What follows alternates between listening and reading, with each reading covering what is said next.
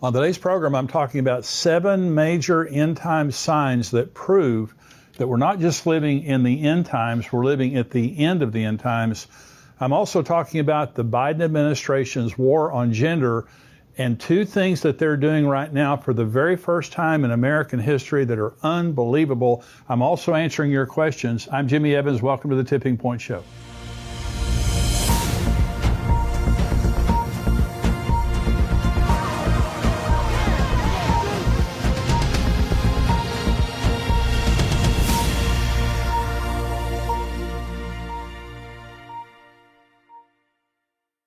Welcome to the show today. I want to, first of all, just encourage you to subscribe to my channel if you're watching this on YouTube and like it. So the more you do that, the more people see this and the more people are able to get these messages and get the encouragement from them. But thank you for joining me today. I want to bring this message, first of all, on 7 major end times signs. Now, these are all specific to Israel, but these are all from the Word of God, and they all prove now that we're living in the end times. If you have friends, if you have family members or someone around you and they're scoffers and they scoff at the end times, these things that I'm about to tell you, these are absolutely undeniable signs that the Bible foretold thousands of years ago would happen in the last generation, and they've all happened in the last 73 years. So this is Genesis chapter 1. This is where I want to begin. God said, "Let there be lights in the firmament of the heavens to divide the day from the night, and let them be for signs and seasons and for days and years, and let them be for lights in the firmament of the heavens to give light on the earth."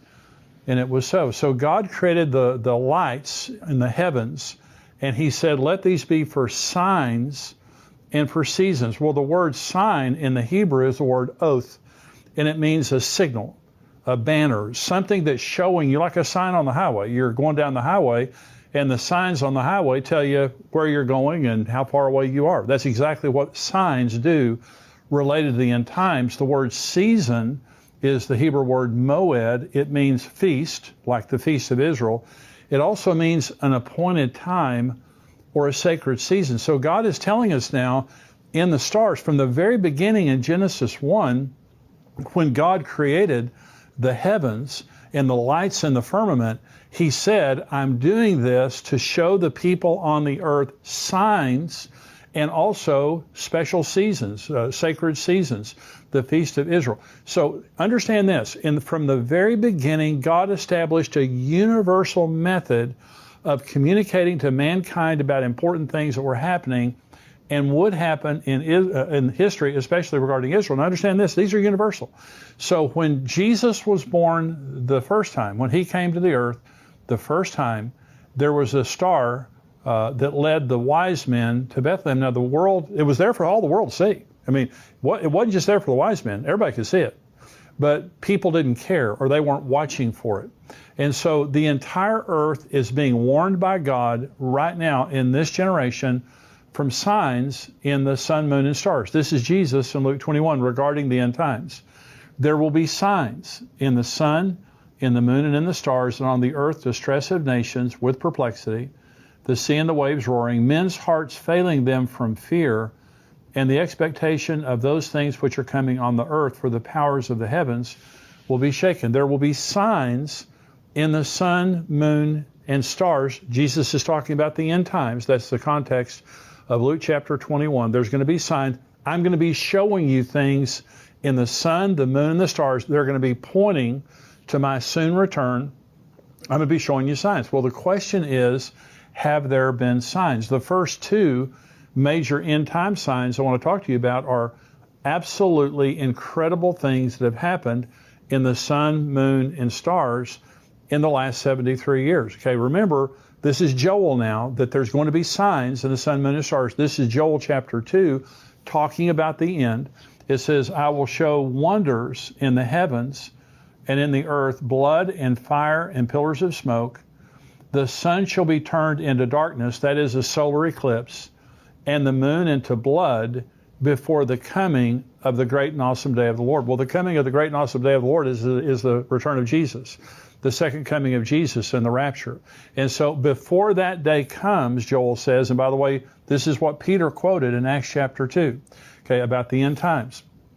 So there's going to be blood moons and there's going to be solar eclipses, okay, in a special way. God is going to show us signs in the heavens that are revealing to us something special is happening. The question is, has it happened?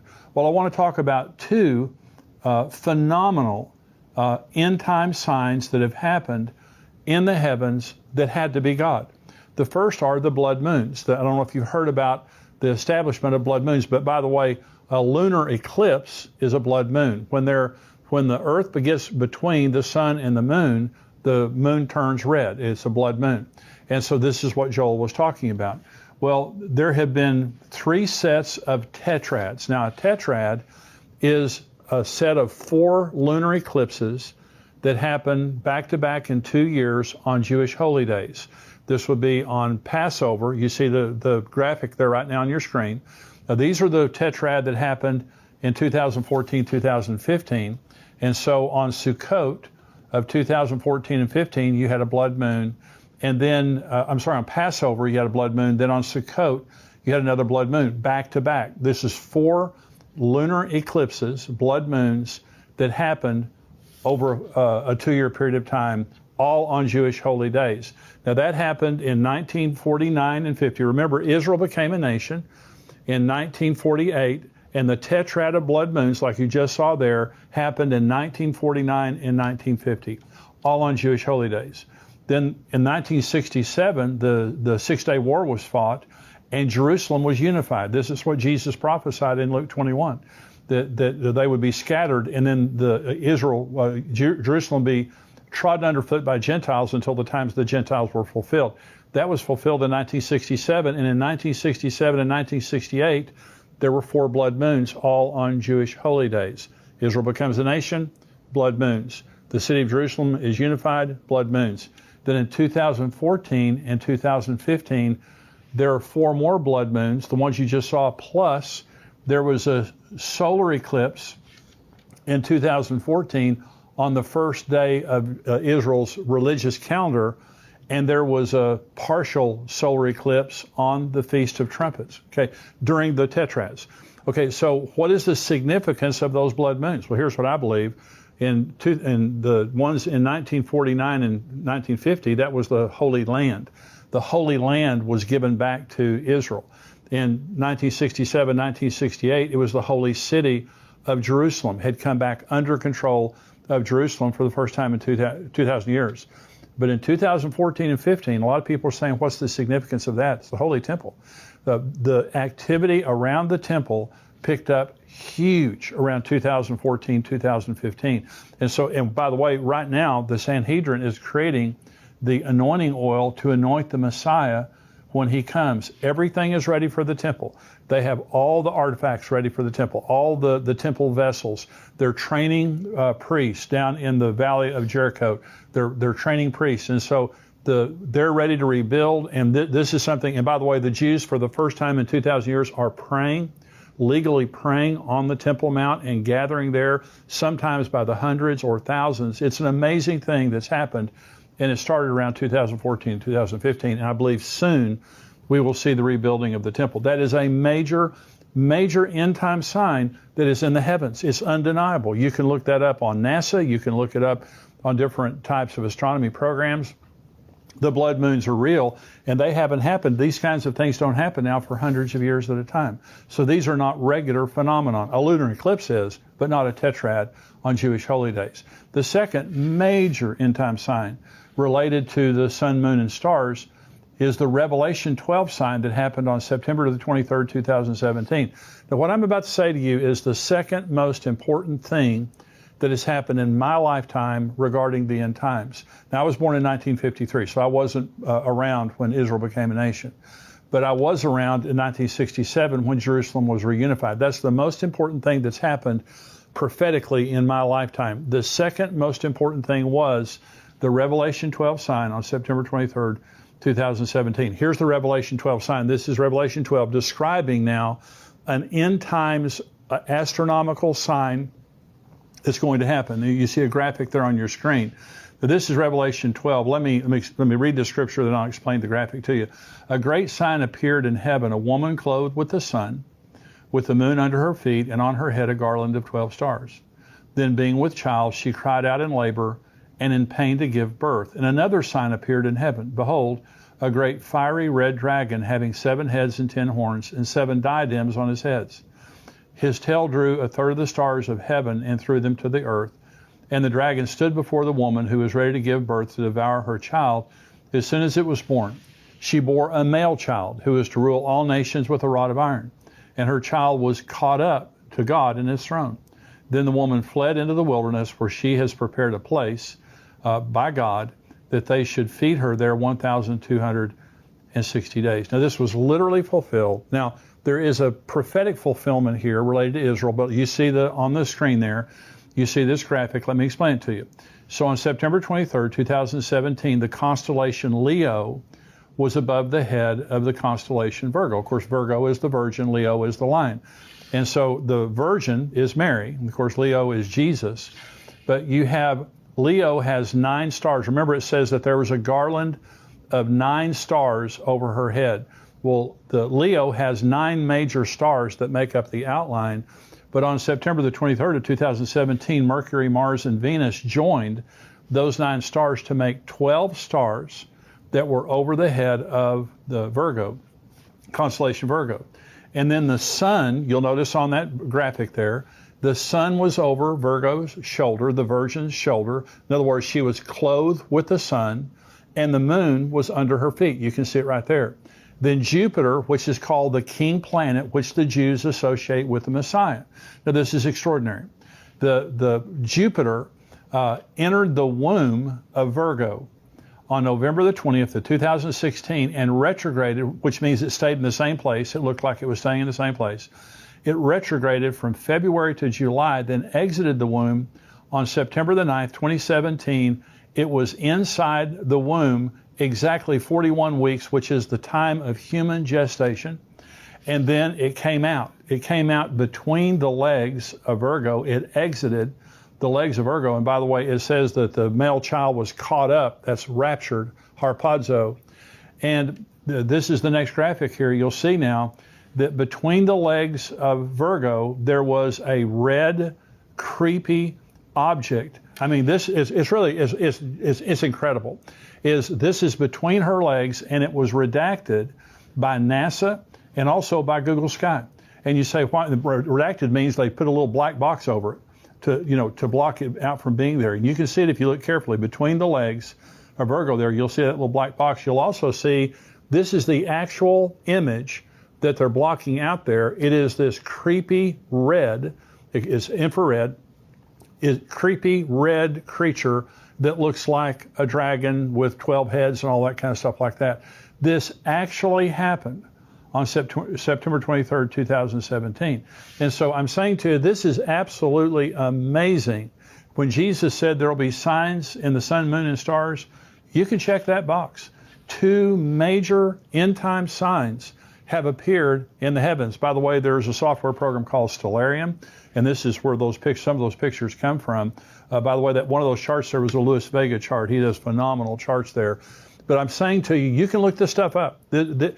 God created in Genesis chapter 1 universal signs that the whole world could see. Well, like Jesus came the first time, people didn't care. They weren't paying attention. But Jesus Christ came, and the nation missed it by and large. But there were watchers. There were people watching. The world right now, most people could care less, but you're watching this because you care. And I'm saying in the last 73 years, if we are the last generation, okay, in Psalm 90 says, the days of a man's life are 70 years, or if by reason of strength, they're 80 years. We're 73 years into since Israel was regathered. Let me go very quickly through the next 5 signs. The number 3, this is the number 3 major sign, is the sign of Israel's rebirth for the second time. This is Isaiah 11.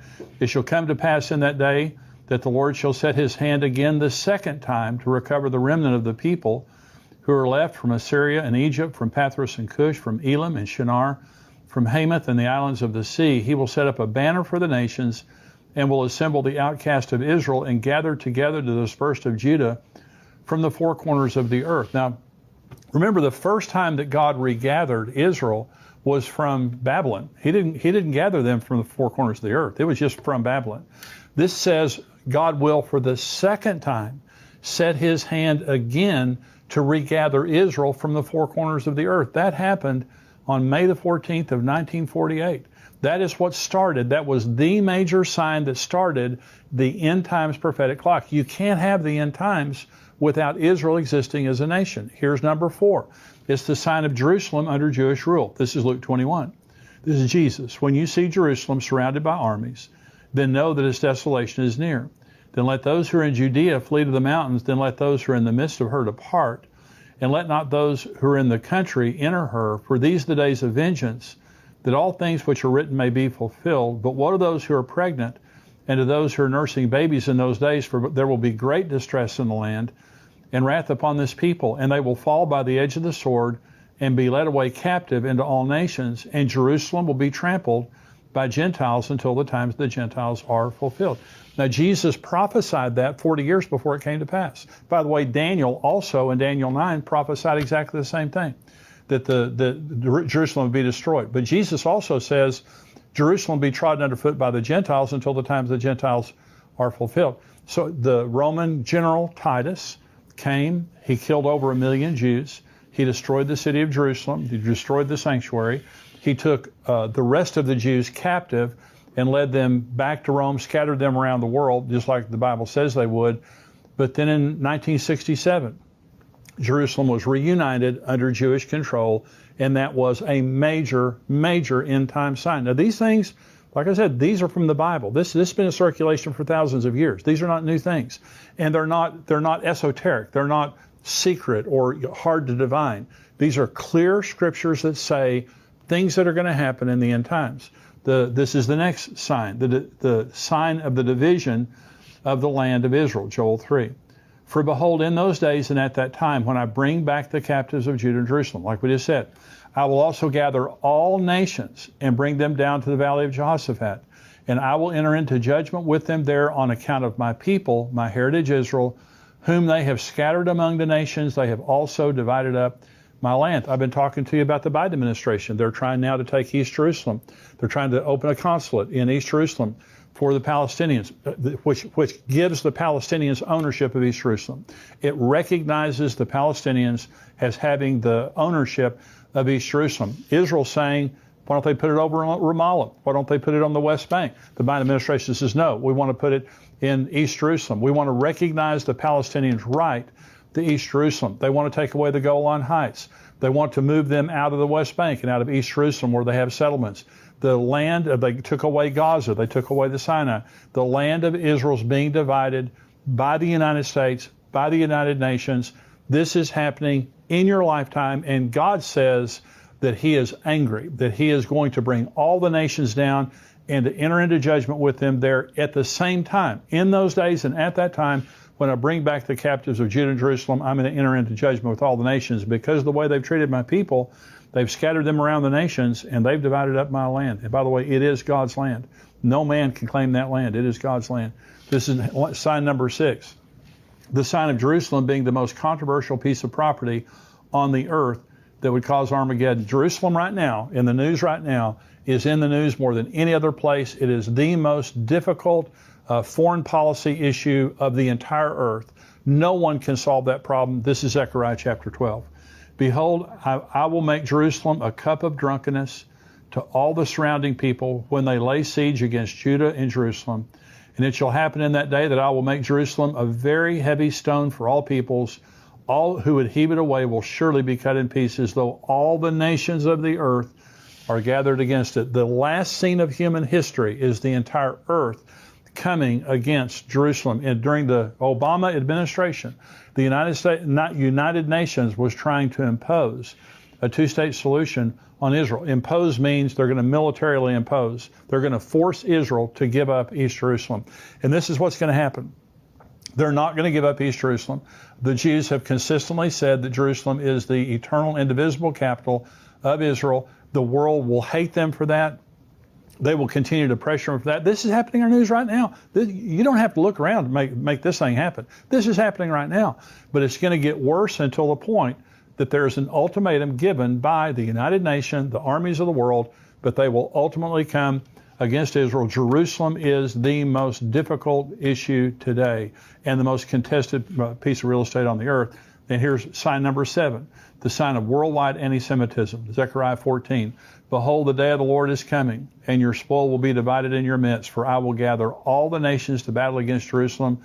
The city shall be taken, the houses rifled, the women ravished, half the city shall go into captivity, but the remnant of the people shall not be cut off from the city. Then the Lord will go forth and fight against those nations as he fights in the day of battle. Jerusalem, Israel right now, the Jewish people, they're persecuted all over the world. This is the most persecuted group of people in the history of the world.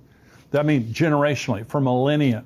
Right now in France, tremendous anti-Semitism in France, Germany, the EU in general, also in the United States, college campuses, many cities around America, there is increasing anti-Semitism.